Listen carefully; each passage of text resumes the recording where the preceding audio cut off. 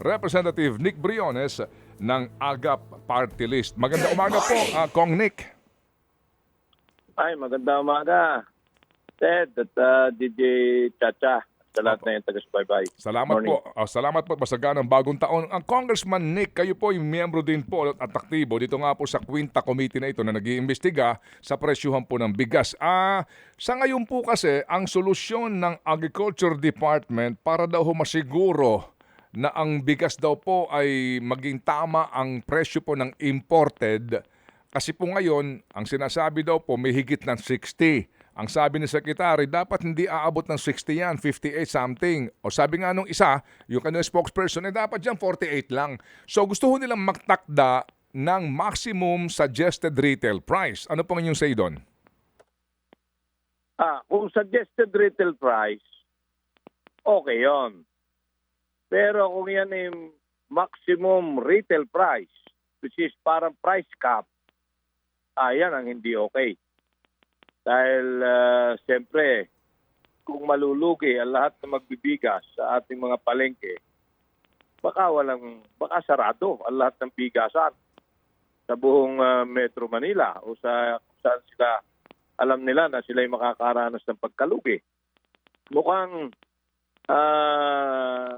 siguro mamaya tatawagan ko Secretary Kiko dahil mukhang ill-advised yung plano na yon. Yan yung price cap na ginawa na dati, kung natatandaan mo, Ted, nagkaroon ng price cap ang karning baboy.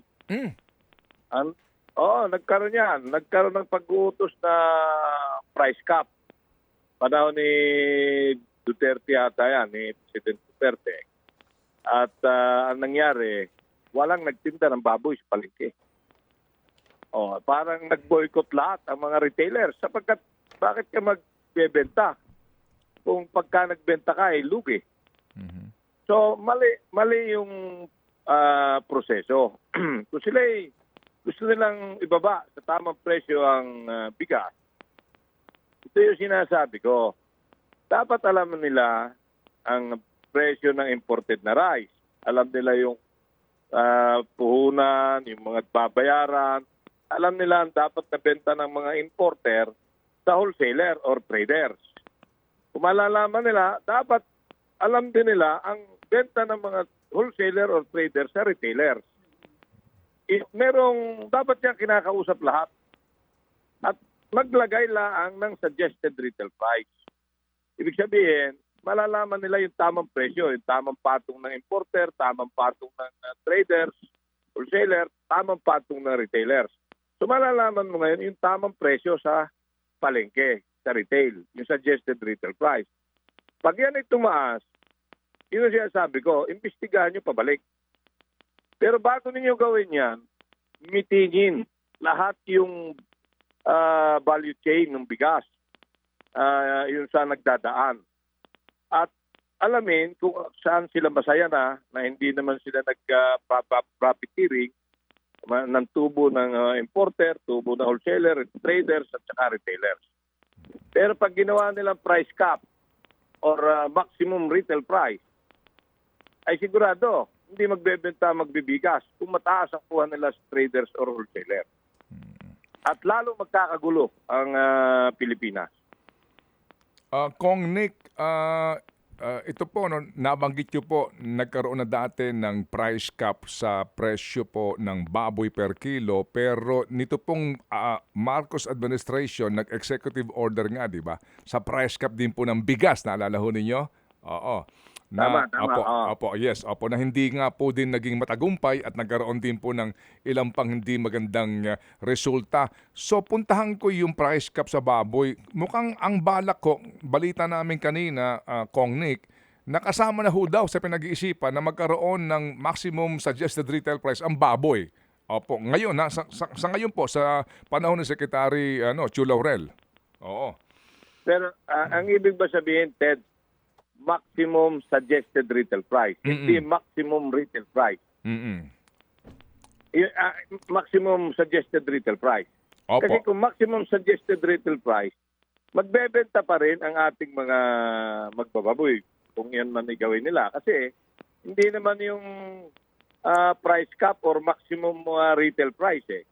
Pag yan ang ginawa nilang maximum retail price at may penalty pag sumobra ka doon, ibig sabihin, papailan mo ng kaso yung mga retailers, ay sigurado bukas, kung hindi na sila kikita at malulugi, wala magbebenta ng baboy sa palengke. So, kung yan ay suggested retail price, kahit pa sabihin maximum suggested retail price, ay magbebenta pa rin. Kaya lang, magre-reklamo naman magtatanong yung ating mga consumer, bakit sobra ka sa maximum suggested retail price? So, pwede yung imbestigahan ng DA or ng kung sino mang government agency na pabalik. Saan ka ba kumukuha? Bakit sobrang iyong pagbebenta? Sa traders or ano? And then kung sino yung nagpapatubo ng malaki, profiteering, yan ang pwedeng paila ng kaso sa ating bagong batas na Anti-Agricultural Economic Sabotage Act. Opo, okay. Kung Nick, kasi ngayon po kasi meron tayong Consumer Act, di po ba? No? Kaya nga ang DTI merong kung tawagin ay SRP, Suggested Retail Price. Nung tinatawagan namin ng DA, ganun din po naman ang sagot nga nila, di ba? The word is clear. Suggested retail price. Maximum suggested retail price. Paano mo naman parurusahan? Anong statute? Anong batas ang magbabasihan mo para parusahan mo ang isang nagbebenta ng bigas sa bigasan o nagbebenta ng manok sa manukan o itong magbababoy kung lalabag ka doon sa iyong itatakdang kahit na SRP yan o maximum SRP yan, suggested nga yan eh. Hindi naman yan mandatory. Sa word na sinasabi, suggested. Paano kaalalang namin ito? Paano kaya yun, Kong Nick? Hindi nila mapapailan ng kaso yan. Ang magagawa lang nila dyan, pwede sila mag-imbestiga. Sino ba ang nagpapatubo ng malaki at bakit hindi makasunod sa suggested retail price ang mga retailer? Okay. Mag-iimbestiga lang sila. Ibig sabihin, babalikan nila yung kinukuhanan. Kung ako yung retailer, tinanong mo, ay bakit sobra-sobra yung retail price? Sobra sa maximum suggested retail price. Ay di sasabihin ko, yan ho ang kuha ko ganito kuha ko rin sa traders. Na nagbabagsak sa akin. Kaya ganun po yung pinapatong ko. At babalikan mo ngayon yung traders. Magkano ba ang benta mo rito sa retailers? Ang sinasabi niya, ganito. So, pwede mong imbestigahan at malalaman mo kung sino ang nagpapatubo ng malaki. Yun ang tawag doon ni profiteering. May kaso siya ron. Pero kailangan munang, bago mo i-implement, mitingin mo muna lahat yung value chain. Yung importer, wholesaler, dealer, retailer. Pag na-meeting mo, alam mo na ang dapat na presyo ng importer ng bigas, alam mo ang per kilo ng wholesaler at dealer, at alam mo ang dapat na retail price, maximum retail, suggested retail price na sinasabi nila. Yun, pwede yun. Okay. Para malaman kung sino nagsasamantala. Okay, sige po. So napakaklaro ng paliwanag ni Congressman Nick Briones. Gaya po ng paliwanag ng Federation of Free Farmers. Nakasama po ninyo doon sa inyong quinta hearing, di ba? Ang FFF, Kong Nick, nag-present ng kanila pong study based on facts galing po mismo sa gobyerno, no? Oo, ito po yung binigyan nila ng permiso and then etc. Yung pong inangkat na dami ng imported rice etc. So sabi ho ng FFF, gaya po ninyo, sa bigas, matutukoy po naman natin kung sino nagsasamantala. Doon na lamang sa umangkat, may record po ang Bureau of Plant Industry. Sa umangkat, magkano ang kanyang pag-aangkat? May record po naman daw yan. And then magkano yung taripa? Magkano yung taripa na binayaran? Kasi nga po ito, binawasan na po, naging 15% na lang, di po ba? Etc. So meron silang graph na ginawa doon based on the facts mismo galing sa gobyerno. So sabi nila, dito pa lang, tukuyin mo na kung magkano malaki, dyan daw sa intercity, more or less sinasabi niya, ang ipapatong po nung importer sa wholesaler, mahigit po sa mga sinasabi niya, mga 16-something pesos, mga 14. Hanggang sa dumating po sa consumer. So doon pa lang po, tukoy na po daw dapat ng DA yon. Pero ang aming ipinagtataka, Congressman Nick, kung alam mo yan sinasabi mong chain na yan, alam ng FFF, parang sila hindi nila alam. Matagal na natin. Even doon sa Quinta Committee, yan ang isang kagad ay in-advise natin sa Department of Agriculture. At na talagang tawagin yung lahat ng nasa value chain ng bigas at magkasundo sila kung anong dapat na presyo ng importer na ibibigay sa wholesaler trader, anong dapat na ibibigay na presyo ng trader sa retailers at anong dapat na presyo ng retailers. Meron certain amount lang ng tamang tubo o kikitain ng bawat isa. At kung yan ay gagawin, pagka hindi mataas yung sinasabi na suggested retail price, mas mataas yung sa retailer, yun lang ang imbestigahan mo yung mataas na yung babalikan mo. Huli mo na So, hindi, kaya napakadali kung tutuusin. Alam naman lahat ng puhunan. Alam yan, madaling kuhanin ng puhunan na importer. Tama yung Federation of Free Farmers na si Raul Montemayor. Si Raul Montemayor. May piniresent yan doon. Maganda. At malaki ang diferensya nung presyo na dapat retail price versus sa nangyayari. Okay, so at kita yung tumutubo sa kanilang presentation. Sige, so yun nga. So in parting, in closing, Congressman Nick, sa halip na yun ang gawin ng DA, mukhang doon sila sa MSRP. Ano ba ang inyong magagawa po dito bilang miyembro po ng Quinta Committee? Dahil nga sa pananaw din po ng FFF, mukhang mali yata ang kanila pong, with all due respect kay Secretary Chu Laurel, na mukhang ano po yata, mukhang parang ayaw nilang gawin ang dapat nilang gawin at inililihis nila dito po sa pagkakaroon ng price cap. Kung yan ay nag-meeting na sila at natukoy na nila yung tamang presyo, halimbawa, sinasabi nila na dapat i-48 o yung pinakamababa 40 pesos, maximum 48 pesos, ay nakikita nila 60 pesos.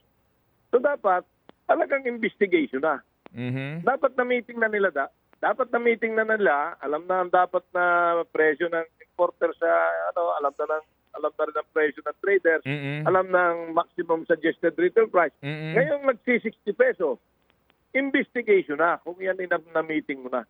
Sino ang nagsasamantala? At paila ng kaso do sa ating Anti-Agricultural Economic Sabotage Act. Okay. At pagka lumampas ng 10 milyon ang kanilang inihort, kaya tumataas ang presyo, ay lifetime imprisonment yan, unbailable. Okay. Mabilis na susunod yan kung kanilang iimbestigahan at pupuntahan ang lahat ng warehouse ng mga importer at wholesaler. Sino ang nagtatago ng bigas? Bakit hindi bumababa ang presyo? Sige po. Sa panghuli po, Kong Nick, meron ba ho ba kayong next hearing dyan? Kasi baka din po ninyo gustong talakayin yung ngayon po, no? Tapos na ang kanilang meeting subject for implementation na yung color coding ng bigas. Yun daw pong yellow ay imported. Bawal na ho maglagay ng premium, special, mga ganon-ganon. Yun daw pong blue, fancy. Yung puti, local. So wala na po ngayong premium rice, wala na pong mga branding o classification. Color-coded na daw po yung pagpunta mo doon sa palengke, pagbili mo ng bigas, Congressman. Okay rin yan. Kasi kung local, alam mo ang puhunan ng local. Yun ang babalikan mo. Yung farm gate price ng local. Kung imported, ang importer ang babalikan mo pag i-invest ka. So, okay rin yun. Kasi yung premium, yung special, yung ganito, hindi mo alam kung saan galing yan. Yung bigas na yan. Kaya medyo tama rin yun. Para kung meron sumusobra doon sa maximum suggested retail price, ay mabilis mong maiimbestigahan pabalik. Opo. Sino nagsasamantala. Okay, pero doon kapag... Okay. Kapag po generic yung kulay nung imported rice, lumalabas po, standard na sila. Parang wala nang, kumbaga, basta imported rice, ano yan? Kasi paano kapag 5% broken, tapos yung iba 15% broken, magkaiba presyo nun eh. Tama. Ilagay lang. Color-coded sa imported kung ano yon. Mhm. Pero ilagay mo 5% broken, 25% broken para at least alam natin kung ano ang tamang presyo para doon. Eh di lalabas diyan kasi po ang Congressman Nick, kasi alam po naman ninyo yan, kapag po 5% broken, ang tawag diyan premium, di ba? Opo, premium Tama, yan. tama. Opo. Tama. Okay, so Ang maglalagay ka... importante lang, Okay. alam mo na galing sa importer. not Ayun, imported. okay. Opo. Pagka premium, Oo. 5% broken na galing sa local, alam mo galing sa farm, Okay. sa mga local rice miller or Okay. sa farm gate price. Yun ang pag-uumpisa ng pag-iimport. Opo. Sige po. Okay, so kailan po ang inyong next hearing, Congressman Nick? 15 ang alam kong naka-schedule yung INTA committee. Mm. Ang parang sinasabi ay tungkol naman sa mga karne. Mm. Karne ng baboy, manok, ganyan. Opo. Mukhang doon naman tututok ang investigation. Sige po, kami po makikibalita ulit, Congressman Nick. Salamat po na marami. Maraming salamat, Ted. Mabuhay ka. Apo. Ang iyong programa. Kayo ni DJ Chasa. Thank you. Congressman Nick Briones, miyembro po ng Quinta Committee.